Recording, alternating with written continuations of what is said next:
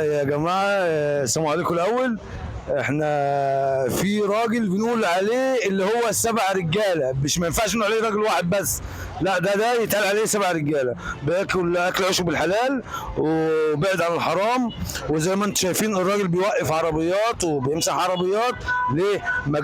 ما جريش على الحرام، وربنا كرمه وهداه، ودلوقتي شغال بيوقف عربيات ناحيه جامع الأربعين عندنا في السويس هنا اهو، وربنا يديله الصحه ويبعده عن الحرام ويجعل اكل عيشه كله حلال باذن الله. نستناه ما يطلع العربيه.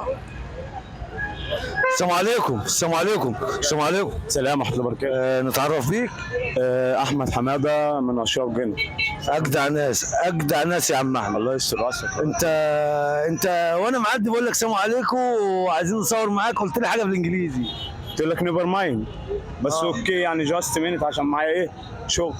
ما شاء الله ما شاء الله. انت تعليمك ايه؟ انت متعلم ولا ايه؟ انا كنت صنايع بحريه في السويس، وبعد كده قدمت في معهد حاسب قال لي سنه، فحصل ظروف كده ما كملتش.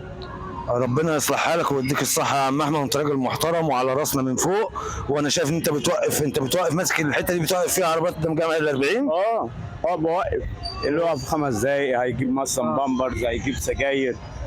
معنا هنا شارع الشميس بيبيع كل حاجه من الاطباق للقلمه، بامبرز، اللي انت عايزه. تمام يا عم احمد.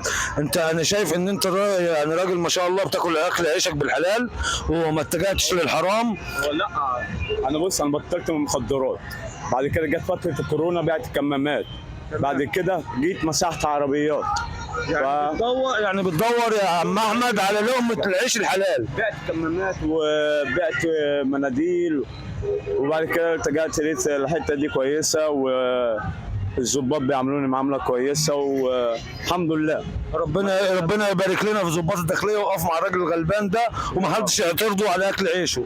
والله لا، وانا شايف ظباط الداخليه بتوع اساس كلهم ناس محترمه وبيحبوا الناس المحترمه اللي بتاكل عيشها بالحلال ويبعدوا عن اي حاجه فيها حرام، ان كانت مخدرات ان كانت حاجات وحشه. ربنا يبعد الناس كلها عن الحرام باذن الله. اللهم امين يا رب، اللهم امين يا رب. بس انا عشان معانا شغل ممكن ايه وانا اتفضل معاك. تعال يا احمد تعال. ربنا يصلح حالك يا عم احمد ويديك الصحه. اللهم امين يا رب. الراجل المحترم ده يا جماعه اول ما جينا صورنا معاه حلف 100 يمين لا تشربوا حاجه ساقعه. يعني الراجل اكل عيشه على قده ومكفي نفسه بالعافيه وربنا يديله الصحه. الراجل ما قصرش معانا في واجب، فاحنا عايزين نعمل واجب مع الراجل المحترم بتاع اكل العيش اللي اكل عيشه كله بالحلال. يا عم احمد احنا انت على ما كلامك زي ما انت شايف جاي من اخر الدنيا عشان يحاسبني ليه؟ ماشيين بالحلال، واللي بينه وبينك اللي بيسعى وبيعرق عمره ربنا ما بياكل عرق. ربنا يصلح حالك يا عم احمد وخليك تاكل اكل عيشك كله بالحلال باذن الله. مؤاخذه كبيره انا اسف. تعالى يا بيه، تعالى. زي ما انتم شايفين الراجل جاي يحاسبه، جاي من مسافه بعيده عشان يحاسبه. يعني الناس بتحب عم احمد هنا اهو لان الراجل محترم والراجل بيدور على اكل عيشه بالحلال، فهو الراجل هيحاسبه عشان مش عايز يطلع معانا في التصوير، وربنا يصلح حاله برضه وياكل الناس كلها اكل حلال. كنت متابعك يا عم احمد، قناه اسمها ابو هلال من السويس، راجل محترم بيحب الشباب، يعني ربنا يجعلك من اللي هم الناس جبارين الخواطر. احنا يا عم احمد بنحب نقول بخاطر الناس المحترمه اللي هي بتدور على اكل عيشها بالحلال. الحمد لله. وان شاء الله ربنا يديك الصحه يا عم احمد وتاكل عيشك بالحلال. ربنا يصلح حالك وتتجوز وتملى ان شاء الله الدنيا اولاد باذن الله. فاحنا هنديك حاجه دي بسيطه مننا يا عم احمد، ان انت راجل ابن حلال ومحترم بتدور على اكل عيش الحلال. الحمد لله رب العالمين، مستور والله من عند الله يصلح حالك. دي حاجه من اخوك، يعني حاجه يعني حاجه بسيطه من اخوك ابو هلال، لان انت راجل محترم وتدور على اكل عيشك بالحلال. اللي انت شايف حضرتك. هات يا هاني.